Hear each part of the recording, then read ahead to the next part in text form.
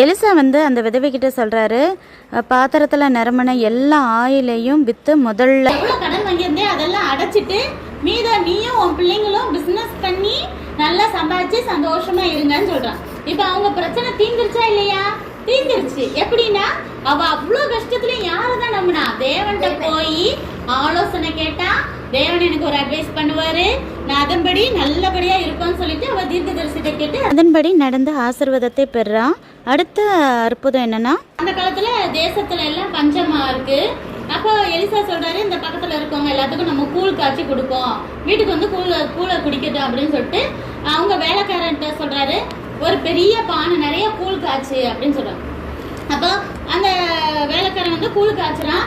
அப்ப தெரிஞ்சவன் இன்னொருத்தன் என்ன செய்யறான், போய் கூழ்ல போடுறதுக்கு கீரை இதெல்லாம் கொண்டு வரலாம் அப்படின்னு சொல்லிட்டு கீரையை கொண்டு வர்றதுக்காக வெளியே போறான்.